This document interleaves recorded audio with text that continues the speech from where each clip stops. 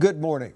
I'm Ken Malloy. Welcome to the 2021 World Elder Abuse Awareness and Prevention virtual event. And I'm Catherine Herr. It's our pleasure to be here today to help bring awareness to the critical issue of elder and dependent adult abuse. This annual event is hosted by the Fresno Madera Long-Term Care Omnibus Program. It's a great resource center for Valley caregivers, and because of the pandemic, this year's event is again being presented online. June is Elder Abuse Awareness Month, and this local event helps to bring awareness to the many different types of elder and dependent adult abuse.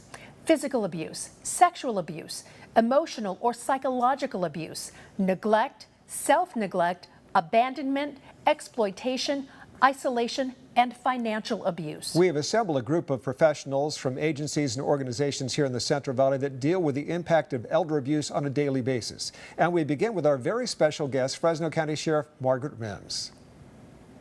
Hello, I'm Fresno County Sheriff Margaret Mims. I would like to welcome you and thank you all for taking the time to participate in this important discussion titled Breaking the Silence, Preventing Financial Exploitation. Elder abuse is one of our nation's most widespread crimes that maybe doesn't get the attention it deserves. We often think of abuse as strictly being physical or mental, but we cannot overlook the ramifications of financial abuse, which can be devastating, especially to an older person. More and more scams are being cooked up each day, strangers using the telephone, social media, and the internet to swindle older community members out of their money and property. Sadly, sometimes it's even being done by people you know.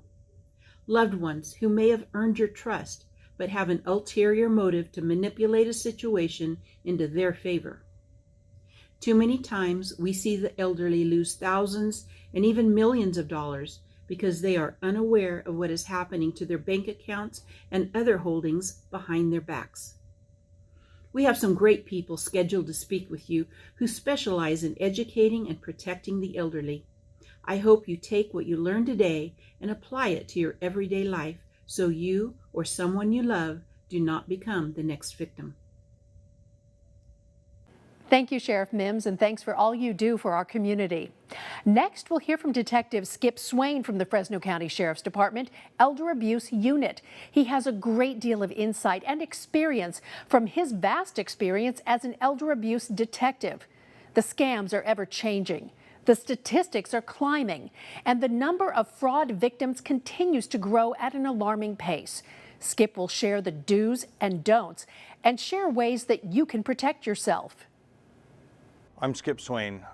I'm an elder abuse detective with Fresno County Sheriff's Office. And while I investigate many types of abuse, I want to focus on fraud and financial abuse this year. Millions of older Americans become victims of financial fraud each year. You're not alone. If it's shameful or embarrassing, we understand that, but we still want you to report it. There's many resources out there for you. 10,000 Americans turn 65 each day. Over 13% of older Americans become victims of financial fraud every year. Of those who are subjected to a fraud attempt, 25% will become a fraud victim. Studies say older adults lose more than $3 billion annually to financial scams. When we talk about $3 billion annually, that's what we know of. If it's not reported, we don't know about it. So please report if you believe that you've become a victim. Some examples of some common fraud and scams are like overcharging for products or services, lottery and sweepstakes fraud. If you are being asked to pay a fee to receive your winnings, it is illegal. It will be a scam. If it is coming from outside of the United States, most likely it will be a scam. If you have not played the lottery or the sweepstakes they're talking about, hang up the phone. There are scammers posing as government employees telling you to pay a fee. Someone posing to be from the information technology field offering to fix a non-existent problem with your computer. They gain access to your computer with your assistance. Do not help them. Let's talk about how fraud victims are approached. Could be in a grocery store, a knock at the door, through the phone, through the internet, through the mail. If someone approaches you in any of these ways, you do not have to respond. It's okay to hang up the phone, not answer the door, not open an email or a piece of mail. It's okay to say no thank you to someone approaching you in a parking lot. Let's talk about tips to protect yourself. Know that wiring money is like sending cash. Don't agree to deposit a check and wire money back for anyone. And days later, it'll be found out that the check is counterfeit or a fraudulent check, and you will be on the hook for the money. You will be liable for it. Don't reply to messages asking for personal or financial information. If your bank is calling, they know your information. If they need your information, it's likely somebody trying to gain access to your financial accounts. Don't send money to someone you don't know personally. Do not send cash through the mail.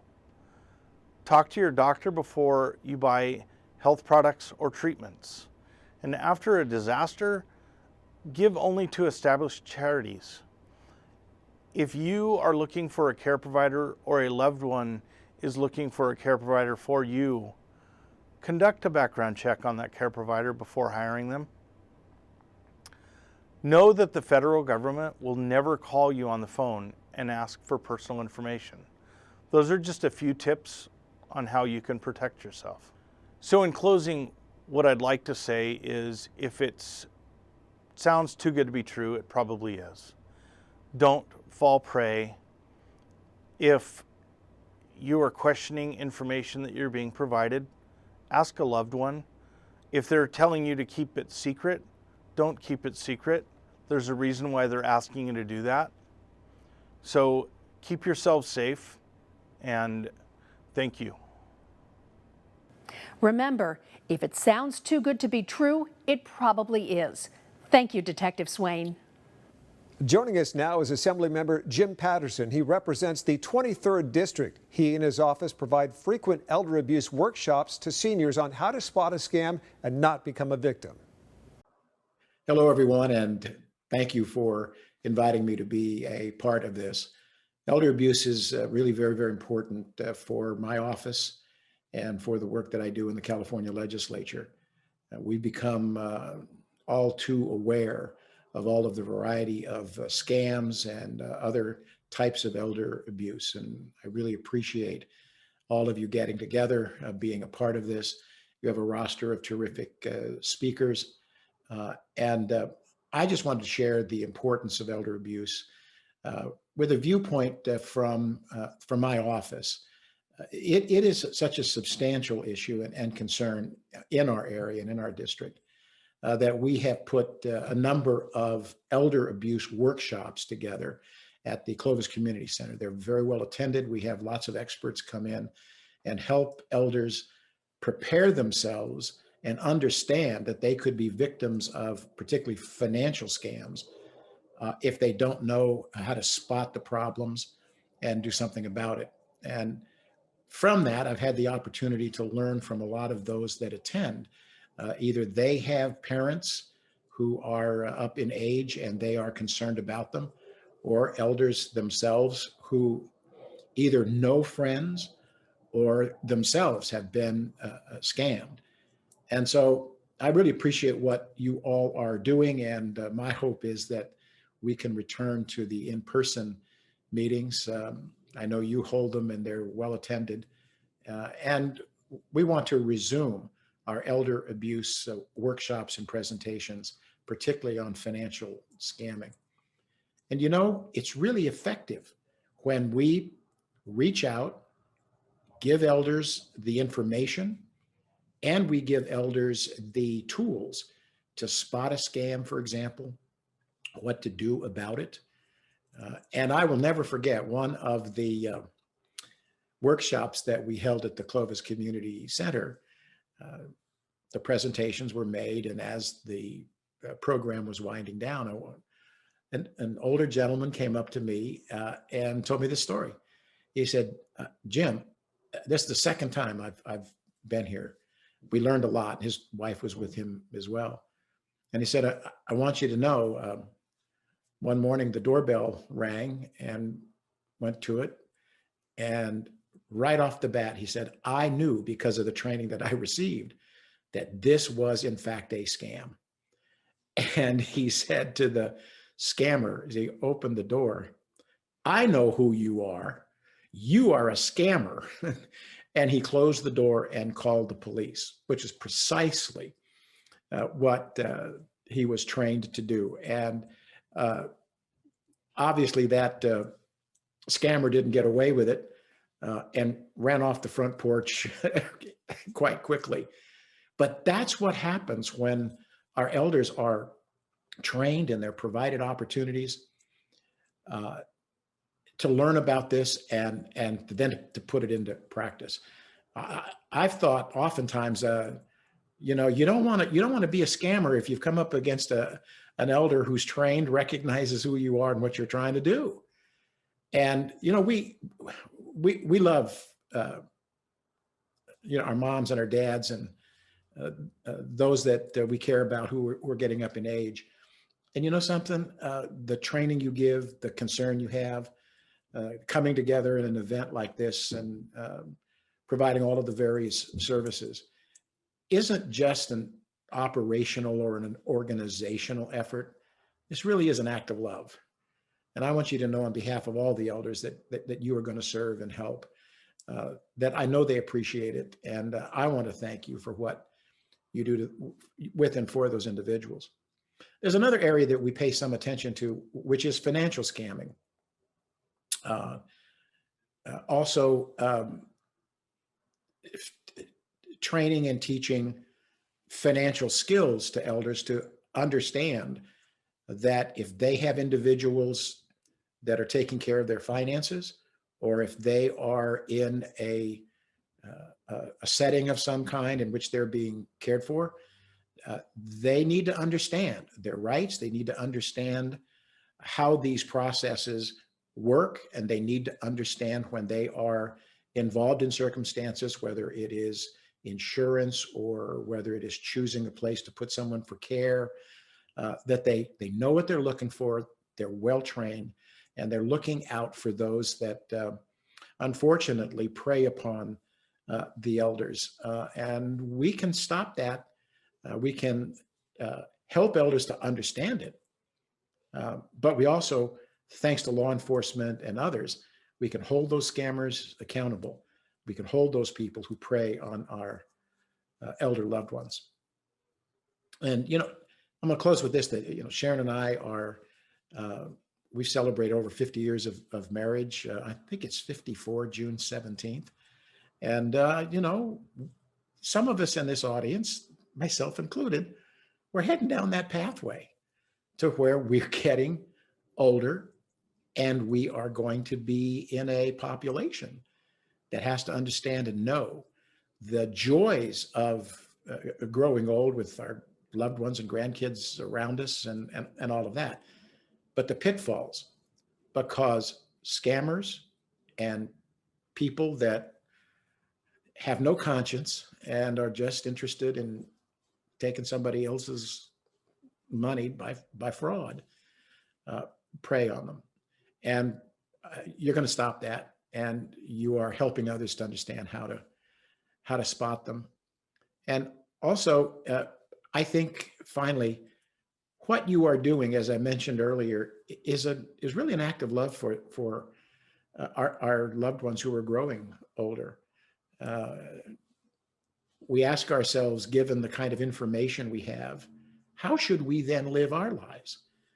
Well, paying attention to our elders, loving them as they transition into different aspects of their life, helping organizations like represented here do the work that they do, so that those we love and maybe those we don't know, but we care about anyway, will have the tools to understand what is at stake here and to do something about it. So thank you for all that you do. I appreciate the invitation to be with you. And if my office can in any way assist you or others that you come in contact with, elders who are being abused, please let us know. We have resources and we have staff willing to reach out, help, and guide elders through some of the difficult decisions that they need to make with respect to the insurance and health and the state government, things of that nature. Again, thank you for what you do. God bless you all. I appreciate being with you. Thanks for joining us today, Assemblymember Jim Patterson. Have you ever heard of a virtual kidnapping?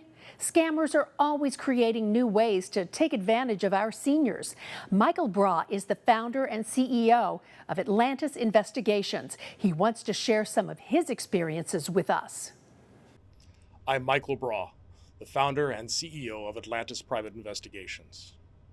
About 7 or 8 months ago, I received a phone call from a former employee and a friend.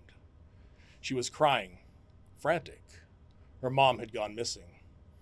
The only information she had were from friends who were with her mother at the time that said her daughter, my friend's sister, had been kidnapped. Fortunately, my friend, being a trained investigator, found her mom quite quickly at the bank. She was actually on the phone with the perpetrators when she found her and confronted them. Her mom had already taken out $15,000, but the money was recovered, and it ended happily. When I spoke with my friends at the FBI later on, I found out that this was called a virtual kidnapping, such a common event that they actually had a category for it.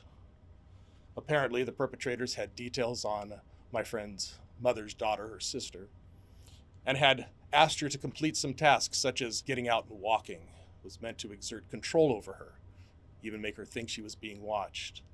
Although in reality, she probably was talking to someone in a different country. Before that, about a year ago, I received a phone call from a man whose mother received a phone message that she'd won a Publishers Clearinghouse grand prize. She called back the number, and the person on the other end of the phone convinced her to pay a $300 shipping fee to have her brand new car sent to her home. She went to a local convenience store and got a $300 Visa gift card. That money was lost. But that's not the end of it, because once they had her on the phone, they talked to her about designing her new car. Did she want upgrades?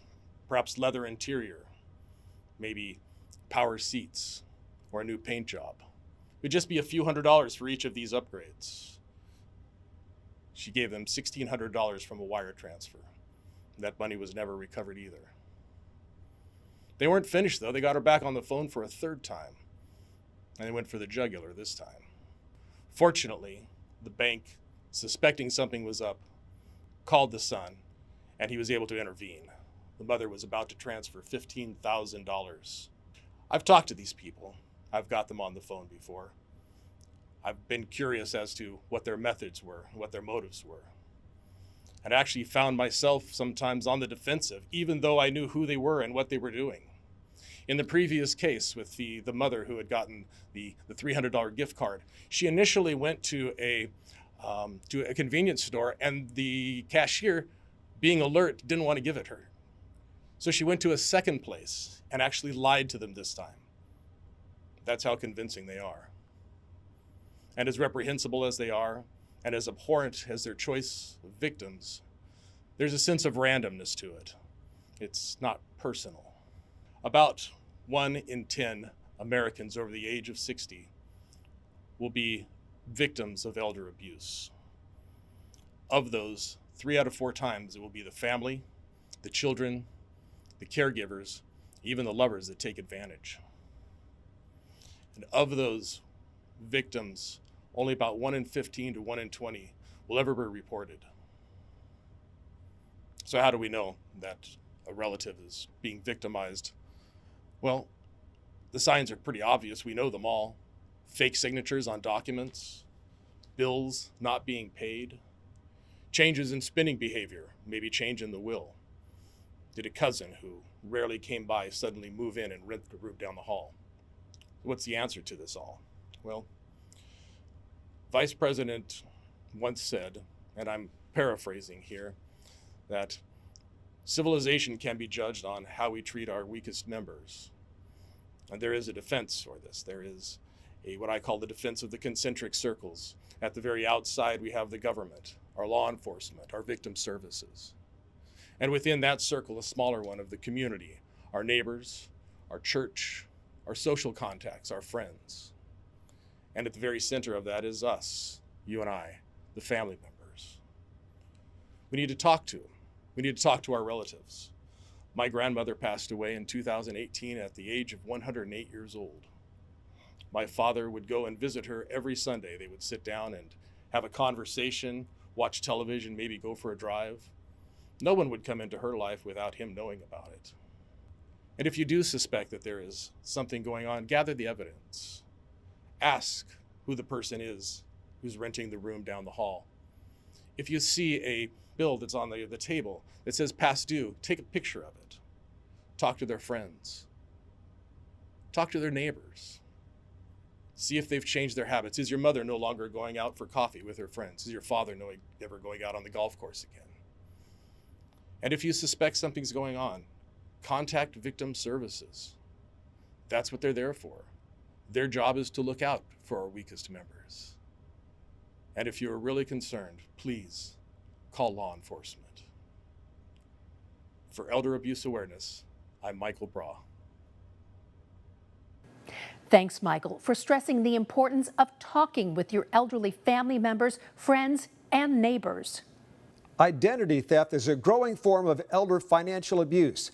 Identity theft typically occurs in 4 areas: in person, online, over the phone, or by mail. We have some insight on how to protect your loved ones from identity theft. Dennis Vervoza with the Fresno County District Attorney's Office Identity Theft Unit. I'm honored to be speaking to you at the 2021 Elder Abuse Prevention event. I'm Dennis Vervoza, a Senior Deputy District Attorney with the Fresno County District Attorney's Office, and I'm currently assigned to the Identity Theft Unit. I'm here to talk about the following topics: why elderly citizens are vulnerable to identity theft, the 4 most common settings where identity theft occurs, the types of senior identity theft, how to prevent senior identity theft, and what to do in case you are a victim of identity theft. While anyone can end up the victim of identity theft and fraud, senior citizens are particularly at risk. According to the U.S. Senate Special Committee on Aging, older Americans in the U.S. lose $3 billion a year in financial scams. To prevent identity theft, it helps to understand why elderly citizens are vulnerable and have become favorite targets of identity thieves. Many older Americans are at a point in their lives when they have an impressive nest egg of savings and investments. Many have also begun accessing their retirement funds. They are spending more time in medical offices and using more government services. Now, these are 2 industries that are highly targeted by cyber criminals, according to the Identity Theft Resource Center. That means their personal identifying information, or PII as it is commonly referred to, is more at risk of compromise in a data breach. More important, from a criminal's point of view, the aging process makes seniors more vulnerable than other age groups. For example, the onset of dementia directly impacts the ability to make good decisions. Seniors are also more likely to be isolated. Either they're widowed or less mobile due to health reasons. Without a strong support system that can provide a reality check, seniors can be lured in by fraud and subject to identity theft. Identity theft typically occurs in 4 scenarios: in person, online, over the phone, and by mail. In person, it's typically when someone you don't know comes knocking at your door, or when you're out in public, shopping and running errands. Just please be wary of keeping your personal identifying information safe. Online. Many times when you're online, people are tempted to divulge their personal identifying information. Be careful when you're online surfing the internet. And also over the phone, the typical phone scams, which I'll talk about later. And also by mail.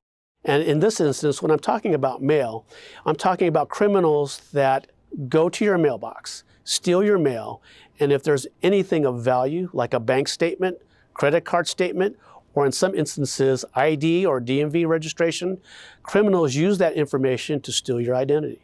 Common types of senior identity theft. There are text scams. A text scam is typically when you receive a call warning that there is a virus on your computer or that your software is out of date and needs to be updated. The caller may ask for a credit card number or for an email address and a password in order to fix the problem. Medicare fraud or other medical identity theft. Someone claiming to be a representative from Medicare or your own healthcare provider requests sensitive personal information that's missing from your medical records. Be wary in giving out that information. Remember, typically, when an elderly person, or any person for that matter, sees a medical provider, you're going to their office. You already know the name of your doctor and the staff that you'll be encountering. So please be careful of these Medicare fraud and medical identity theft schemes. There are also IRS scams. Bogus IRS scams typically start to come around during tax time. The caller threatens you with an arrest or foreclosure due to back taxes you supposedly haven't paid and demands payment immediately. Always be wary of those. There's also military identity theft. The scammer uses your personal identifying information to take claim of your military benefits, or they contact you claiming to represent the Veterans Administration and request personal information. Be wary of those calls and don't give out that information. Phone scams and robocalls. These callers may want you to claim a free vacation, donate to a charity, or get some other special offer, all with the goal of getting your credit card number and other personal information. Now, not as typical, but they do happen, are grandparent scams, where you get a frantic call from your grandchild who needs you to bail them out of jail or give them money after they were mugged. Of course, your grandchild is at home perfectly safe. If you're not careful, your money could be on its way to a criminal. Now, there are the typical romance scams online. This is where someone reaches out to you on a dating service or even Facebook and starts chatting. You two hit it off, and soon the person is asking for intimate details about you. Suddenly, a financial crisis comes up, and the person needs you to send money or ask for your credit card number. This scammer then disappears with your money and your personal information. How do you prevent senior identity theft? 1, healthy skepticism and a greater awareness can help older adults. Gone are the days where people can leave their front door open and let anyone in the neighborhood come in. Seniors have to be wary. If you don't recognize a phone number, let it go to voicemail. Scammers rarely leave messages. Don't be afraid to hang up. If you do answer the phone, it's okay to hang up if a stranger asks for personal or financial information. Remember that for the most part, governmental agencies will send letters about important information. They don't call or send an email. Have checks direct deposited into your bank account. This reduces the risk of the check and all the valuable information on it getting into the hands of a criminal. Don't leave your purse, wallet, or other personal items in your vehicle where a criminal can see them. Check your mailbox daily. If you can, get a P.O. box or a security mailbox at your residence. That is a great option. And also ask for help. If you aren't sure about something, get another opinion from a trusted friend or family member, or do some research online.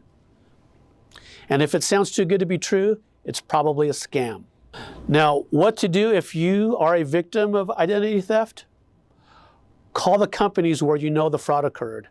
Explain that someone stole your identity and ask them to freeze or close your account. Change logins, passwords, and PIN numbers for your accounts. Contact the 3 major credit bureaus, Experian, TransUnion, and Equifax, and place a fraud alert. Also contact the Federal Trade Commission, or the FTC as it is commonly known. Go to identitytheft.gov. There's valuable information that can help you once you've become a victim of identity theft. But more importantly, from our perspective, contact local law enforcement and report what happened. It is so important to report what happened. We at the Fresno County District Attorney's Office will prosecute any case to the fullest extent possible, but you have to report it. I want to thank you for your time today, and be safe. Healthy skepticism and greater awareness can help our older adults. That's great advice, Dennis. Thank you. Lisa Smitkamp Fresno County District Attorney is no stranger to this event. She is an advocate for protecting our seniors and welcomes opportunities to share her insight and passion for assisting our elder population. Hello, my name is Lisa Smitkamp, and I have the pleasure of being the Fresno County District Attorney. Elder abuse is one of the most egregious yet underreported crimes that we have in our community. Understanding what elder abuse is the first part of being able to successfully investigate and prosecute it. For people in the community, please be aware that it is all of our responsibilities to protect our elderly. Understanding what elder abuse is and identifying it and reporting it are the first steps in prevention and assistance to our most precious citizens that are in their golden years. Understanding what elder abuse is essential to knowing when it is time to say something, when it is time to report. Elders can be abused in a myriad of ways. They can be physically abused, emotionally abused, and financially abused. It is so important for us to watch out for each other. And if you are an elderly person in the community, please know that there are resources for you. Oftentimes, there are people who prey on the elderly and they go toward them. They seek out their friendship and their attention. So we need to watch out for those types of people. We need to be concerned if you have a person in your life that is overly friendly or overly inquisitive about your finances, about your health care, about who comes and goes in your life. Use that as an opportunity to ask yourself, why is this person so interested in me? There are so many elderly people who have so much to offer, and oftentimes elderly people find themselves lonely and susceptible to these people who prey on elder people. So be aware that there are resources to help you get through these situations if you find yourself in a situation where you think that you might have somebody who is being too inquisitive in your life. Reach out to somebody and have them check this person out for you. In sometimes just a little bit of pushback or a little bit of questioning from somebody can really help an elderly person avoid becoming a victim of this crime. The reporting of elder abuse is essential to the investigation and prosecution of the perpetrators. We don't have an ability to prosecute people without information. And oftentimes, elderly people are very hesitant to report abuse, whether it be financial, emotional, or physical, to the authorities. If you are an elderly person who believes that you are being abused, please reach out. Reach out to Adult Protective Services. Reach out to your local law enforcement agency. Reach out to the district attorney's office. There are people here to help you. For those of us who might suspect that we know an elder person who is being taken advantage of or potentially abused, we always say, if you see something, say something. And that is so important because simple questioning and investigation is nothing that should be taken as offensive. If the person who is being questioned truly cares about the elder person, they would have no problem with people asking questions with regard to relationships or management of finances or the physical care of somebody that might need some medical care or some emotional support. So please, let's all band together and let's pay attention. Let's engage. Let's ask questions. And let's assist our elders so that they can live their golden years in peace and harmony and in healthy situations, enjoying the fruits of the labor of their lives without being taken advantage of by perpetrators and people who prey on individuals like this in our society. We need to openly talk about elder abuse so we can recognize it, know when it's time to say something, and when to report what we know. Thank you, Lisa. Every county has an Adult Protective Services agency. They're a great resource for our seniors. Here to explain the services they offer is Michael Reiser. He's with the Fresno County Department of Social Services and Adult Protective Services. Welcome, and thank you for attending today's presentation on elder financial abuse and how we can all work together to break the silence of this terrible crime. I want to thank Sheriff Mims and DA Smitkamp and all their staff who have been able to be here and help raise the awareness on financial abuse and exploitation of older adults and how damaging this can be to both the individual and to our community. Adult Protective Services is the local agency that investigates allegations of maltreatment of older and dependent adults, and each county in California has its own agency. Abuse is defined as physical, sexual, psychological, financial, neglect, abandonment, or unwanted isolation from friends, family, and loved ones. APS conducts an investigation and will work with law enforcement and other agencies when someone has been the victim of a crime. APS provides short-term interventions to stabilize crisis situations, to link clients to appropriate community services and resources, and ensure that the client is able to remain safely in their home of choice. APS cannot force someone to leave their home, place them in a facility, or abridge their right to self-determination when the person is capable of making their own decisions. Prevalence rates of financial abuse nationally indicate that the second most prevalent form of elder abuse is self-neglect. In 2019, the U.S. Department of Justice reported only 1 in 44 cases of financial abuse was reported to law enforcement or local APS agencies. According to the National Council on Aging, financial abuse and fraud or scams cost older Americans between $2.9 and $36.5 billion annually. 90% of financial abuse cases involve family members, trusted friends, or loved ones. The vast majority of financial abuse cases often go unprosecuted. You may be asking, well, what does financial abuse look like in Fresno County? Well, in 2019, a total of 813 financial abuse cases were investigated, and in 2020, a total of 730 financial abuse cases were investigated. Based on Department of Justice reporting statistics of 1 in 44 cases being reported, over 35,000 cases went unreported in 2019, and over 32,000 cases went unreported in 2020. For Fresno County, financial abuse is consistently the most frequently reported type of abuse, followed by neglect. Challenges to investigation and prosecution typically include the victim does not want family members to get in trouble with law enforcement or go to jail. Retaliation by the alleged perpetrator for making any statements to law enforcement or social workers is a real fear of the victim. Feelings of embarrassment, shame, and that they should have known better. Loss of existing level of independence or self-determination is a consistent fear. Fear that no other family member, friends, or support systems will be able to assist or help them. Denial that there is a problem. Fear that they will be put in a home. And oftentimes the inability to recall events due to just a normal decline of memory related to age.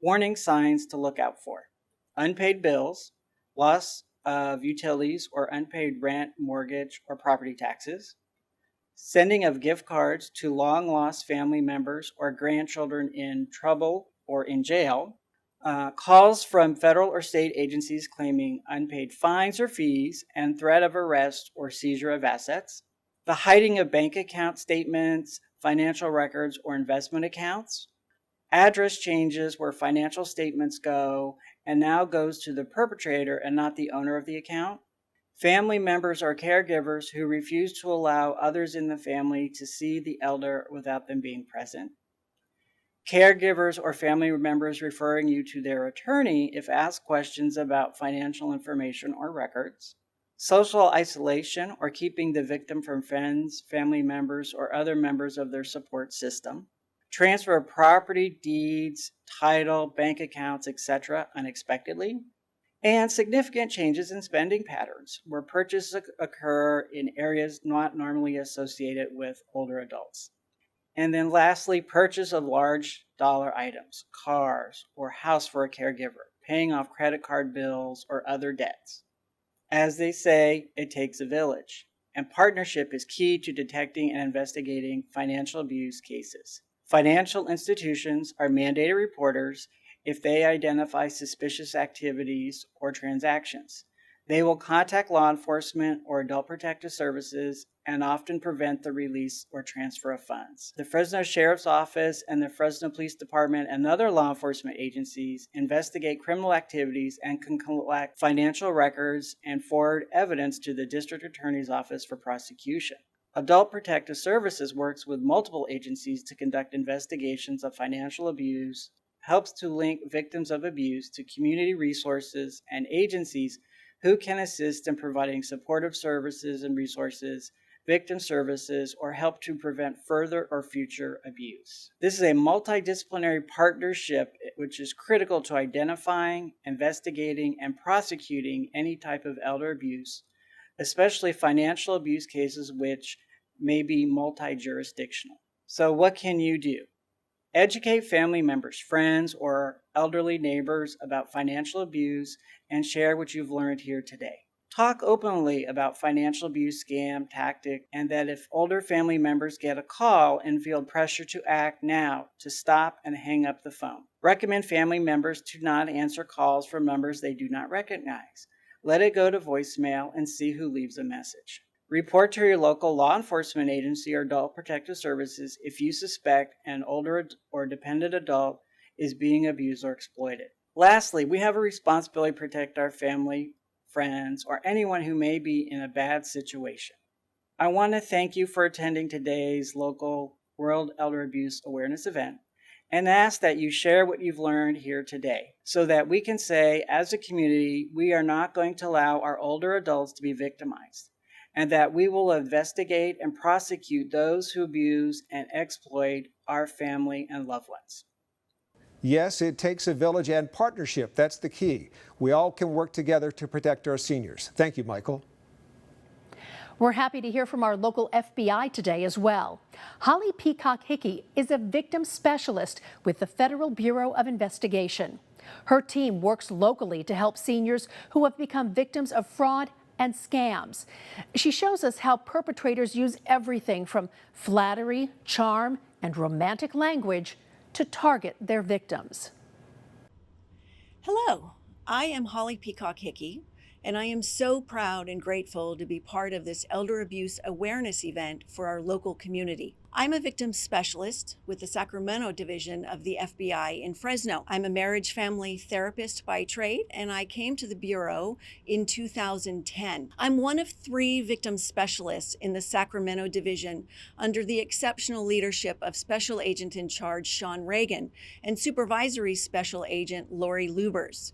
We're part of the investigative team that consists of special agents and intelligence analysts and other support staff. We are dedicated to upholding the rights of victims in our federal investigations, and we have extensive education and training in trauma-informed crisis intervention and care.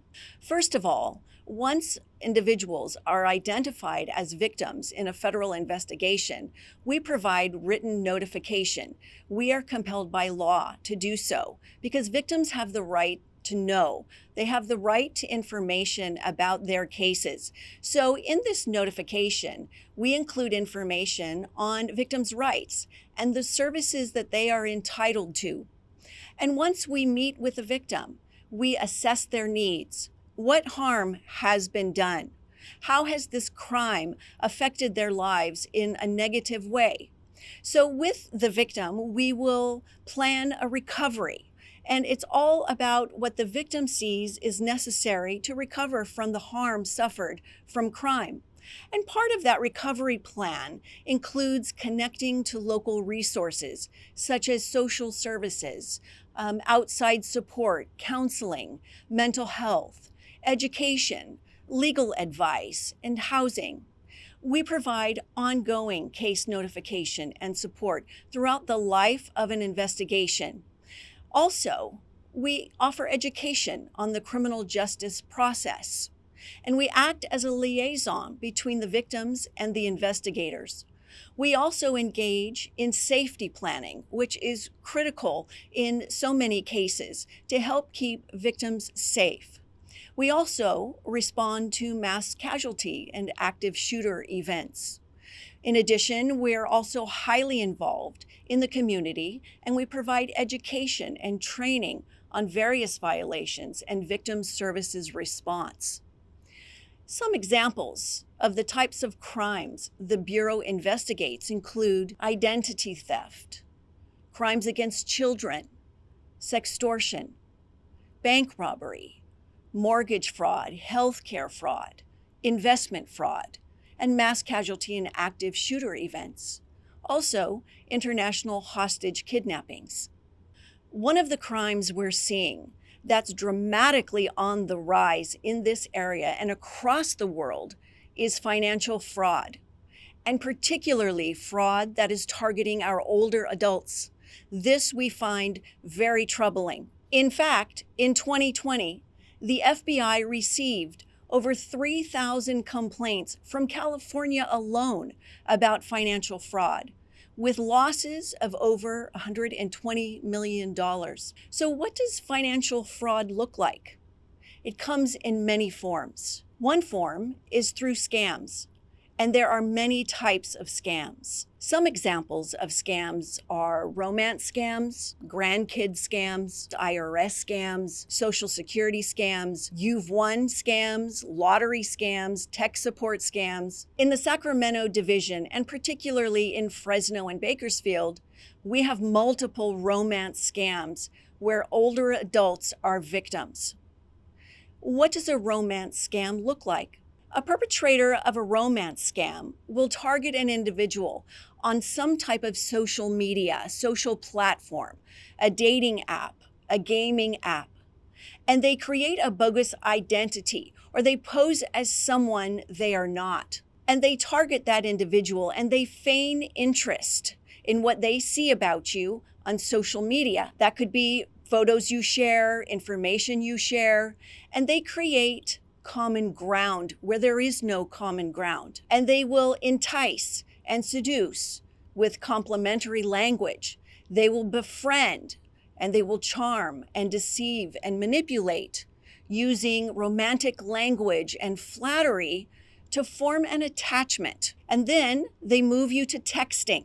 They want you to move from that social platform onto private texting. And this is all with the intent to defraud, to steal one's money. Once the scammer is confident a relationship has been established, it's time for the ask. The ask always comes with urgency. The urgency can take many forms, and it's always an emergency.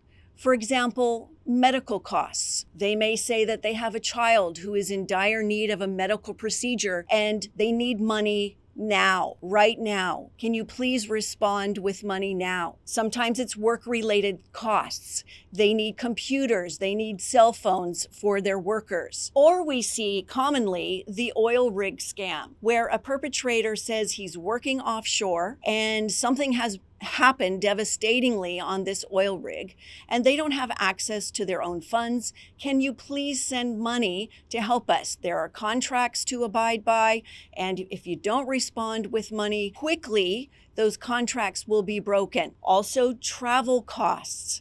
We're seeing a lot of cases where the perpetrators or the scammers will say, I want to come see you, I want to meet you, I want to take this relationship further, but I need flight costs, I need all the costs associated with coming to see you. Also, moving goods internationally. We've seen cases where perpetrators were saying, I'm in antiquities, I need to move these antiquities, I'm in gold, I need to move the gold, but there are customs fees and there are tax fees. I'm on my way to see you. Can you please help me out with this really quickly? And so they appeal to a decent person's sense of compassion, sense of empathy and attachment. And they always say, this is just a loan. I will pay you back. And not only will I pay you back, but there will be a windfall as well when we finally get together. So the money is sent. And how is this money sent? The scammers are asking victims to use wire services. They're asking victims to purchase gift cards, copy the information on the back and send that. They're also using virtual currency now, like cryptocurrency. And this happens over and over again. The ask keeps coming, and the reasons always sound legitimate and reasonable. And a reasonable person would say, yes, this is an emergency. Yes, I'm willing to help. A relationship has been established, and that's what happens. This sense of urgency overrides calm and deliberate thought. And the scammers have been very successful with this tool to manipulate older adults to send their money. This can go on for months. This can go on for years. So how does it stop? We've seen victims who have come to realize that they've been scammed. They never come. The perpetrator never shows up at the airport. Time and time again, the promises to see each other never happen, and they hemorrhage the finances to the point to where there is no more money to send. So the victims will report to law enforcement. We have fabulous law enforcement partners here in the Fresno area, the Sheriff's Department, the Police Department, and they will respond to those calls. Also, banks report suspected fraud to Adult Protective Services and law enforcement because they see suspicious activity going on with their customers. Sometimes the family reports the scam. They see their loved ones' finances hemorrhaging, they see them getting into trouble financially, and they intervene and say, please help, my loved one is caught up in a romance scam. So what are we looking at as a result of these scams? Well, not only are we looking at broken finances, we're also looking at a broken heart because an attachment was established and that attachment has been broken. And even though it was a false attachment, it was a feigned relationship, the broken heart is still there nonetheless. Also, we're seeing the harm done to family relationships. The family often is desperate for someone to intervene on the behalf of their loved one to make them stop sending money and to convince them that this is a scam, it's not real. So we've seen family relationships really be harmed. We've seen the personal effects of these scams on older adults, such as depression, trauma, the lack of trust in human beings. And that stands to reason. These are normal responses to something that's abnormal. So what are we doing here locally? Well, we are opening investigations along with the Fresno SO and the PD. We're opening these investigations that provide a point of intervention. And we're going after the scammers and assisting the victims and their families for prevention. Prior to the pandemic, myself, a special agent, and another support staff were going to the senior living facilities in the Fresno area, and we were providing educational seminars on all of these scams and how to avoid being a victim of these scams, what to look for, what tips, what safety tips are available. And we've provided a lot of written information as well as our presentation. And we seem to have gotten some really good response from the participants in these seminars. After the pandemic, we plan on resuming this activity to spread awareness, to offer prevention so this doesn't keep happening. Also, in the Fresno office, we have a quarterly elder fraud roundtable. At this roundtable are sitting PD and SO and the U.S. Attorney's Office, and we gather around to talk about this travesty called financial fraud against our older adults. And we talk about the recent trends that we're seeing with scammers, and we talk about chronic victimization that we're seeing and how to understand it and how to address it. So how do we prevent this from happening to you? And may I offer you some tips to keep yourself safe? Be careful what you post online. Very careful with your personally identifiable information. Set strict privacy settings on your devices. Research the person's name. Research the person's photo. Do a reverse image search to see if any information comes up online. Insist on FaceTiming. We're seeing over and over again in these scams, the scammers don't want to FaceTime. They don't want to be seen. So insist on that, FaceTiming, or better yet, insist on meeting in person. Never send money to someone you don't personally know. If you're a victim of financial fraud. Report. And know, first of all, you are not alone. Help is available to you. Report to our Internet Crime Complaint Center. It's a center that takes complaints on cybercrime. And you can find that at www.ic3.gov. Also, the Federal Trade Commission offers a lot of resources, and they are also a complaint center. And you can find them at www.ftc.gov. Also, there are so many resources out there. AARP offers webinars and safety tips on how to avoid becoming a victim. And report to local law enforcement. I know the SO and I know the PD, and they are fabulous investigators and detectives. And know, too, that victim advocates and victim specialists are available. Help is within reach. Because this crime has become so prevalent and the rates are so alarming, we are seeing agencies step up and create support. For example, I'm seeing pop up all over the United States phone support groups. And these phone support groups offer a safe place to hear others' stories, others' experiences. So it's a safe place for you to offer yours as well if you choose. And just know, local law enforcement and the FBI is committed to investigating these financial crimes against our older adults and prosecuting the perpetrators of these scams. Thank you for listening.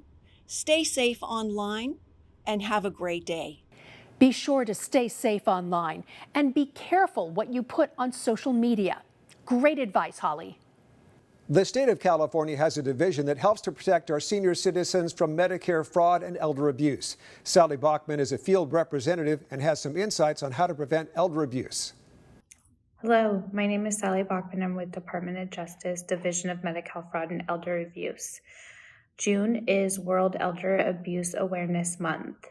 I'm going to give you a little background about the division. As the state's Medicaid Fraud Control Unit, we are a law enforcement and prosecution section within California Department of Justice with subject matter expertise in elder and dependent adult abuse, neglect, including financial abuse, Medi-Cal provider fraud, and pharmaceutical fraud.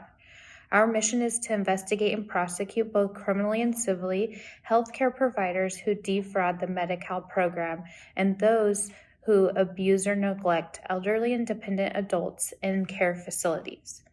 So we have this top 10 scams that we hand out at our events, letting you all know of some of the scams that are out there that have been popular. Our most one that I'm sure a lot of you have heard of is the grandparent scam, where they will call acting as their grandson or granddaughter, saying, "Grandma, it's Johnny, and I'm in jail and I need money to bail out," and not knowing that, remembering if they have a grandson named Johnny, they will wire funds to this scammer.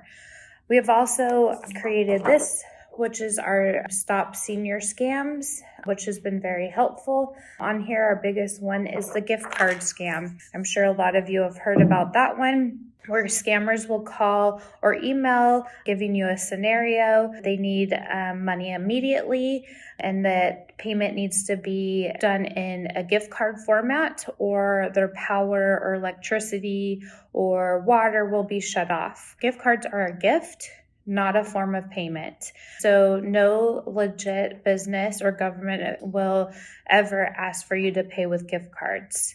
So just be aware of that.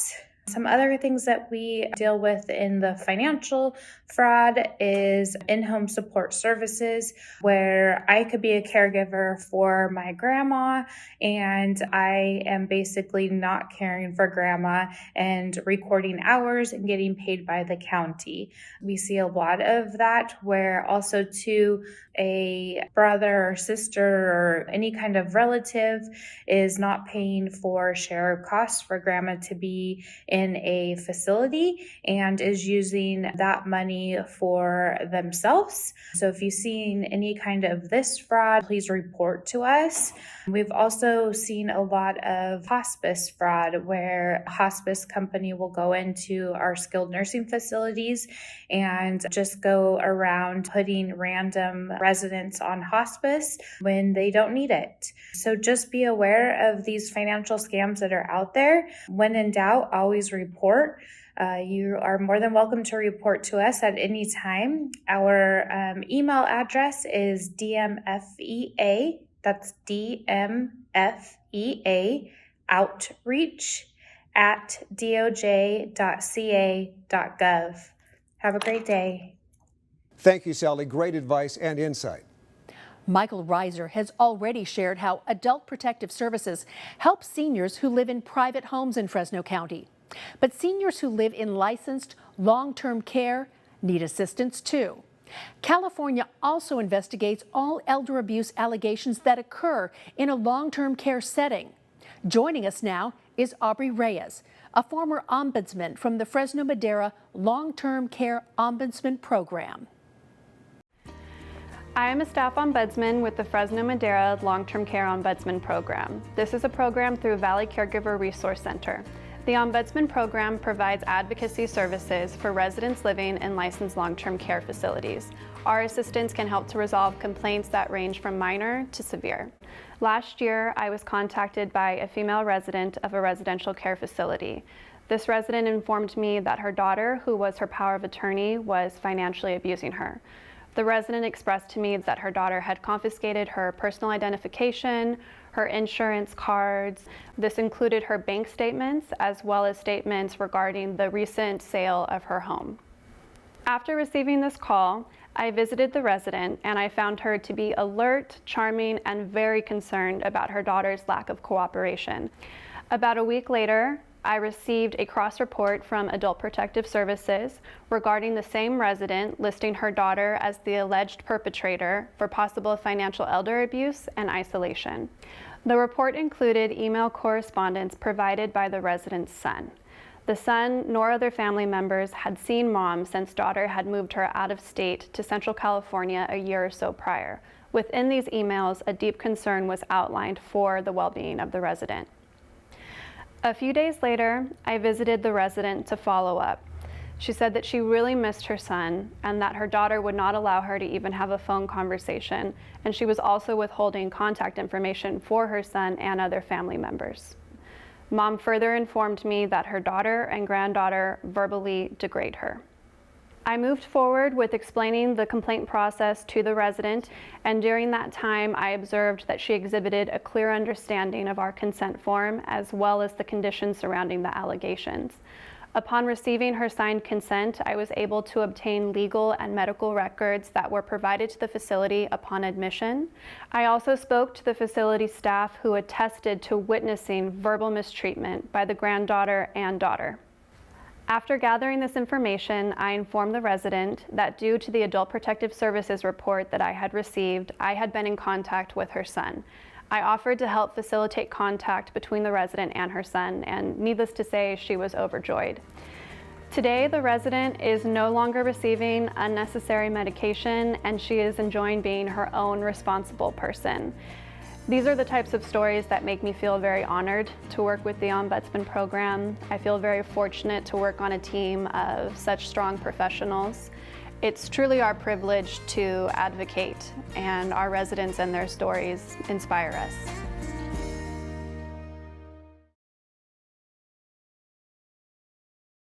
Thank you, Aubrey, for sharing the story of such a great outcome for your resident. As we get ready to conclude our program, we just want to stress a few key points. As a community, we have a responsibility to help protect our senior citizens. Be skeptical and be informed. If you suspect elder abuse, report it. When in doubt, report it. And remember, if it sounds too good to be true, it probably is. If you would like to receive any additional information about elder abuse prevention or becoming a certified ombudsman representative, please contact the Fresno Madera Long-Term Care Ombudsman Program Manager, Susan Bouchon, at 559-224-9177. We want to thank our partners because it takes a team to make this all happen.